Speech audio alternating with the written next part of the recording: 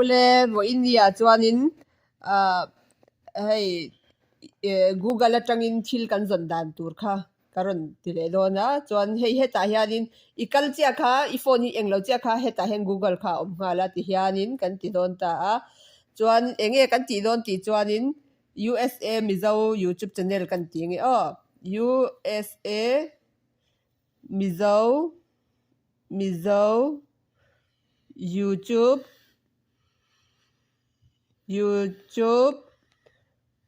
USA Mizo Family YouTube channel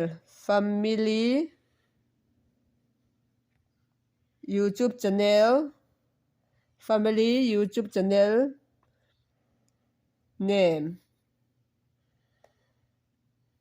khata khan kan ti nga chuanin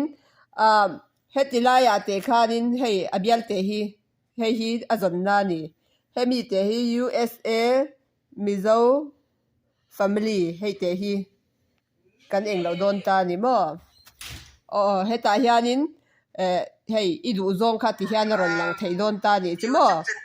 chuanin enge ila zon le thei ti chuan idu du te khinan ta hanai oma mo ta hanami ilaun ta hana I omani chuanin ta han po kha izong thei ni chimo chuanin tuna kan englo heta hianin lekha te izir du emo la te ingai thadu emo ani chuanin I thiam ma lawa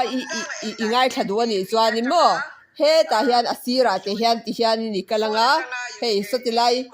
hetilai asir te hi asir te apar te khimo heta hian ni kalanga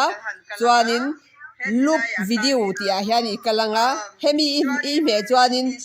I off ma lo chu hemi hi a in play charang kha viewer nga na po ani boka viewer nga na po ani boka chu ba ka kha film kha thil kha idu du danin I englo thei don ti na ni chumo chuanin heta hianin I subscribe du ni chuanin hetilai te hian bel te ti te hian tianga all kha I metanga a zawani nei kan lo me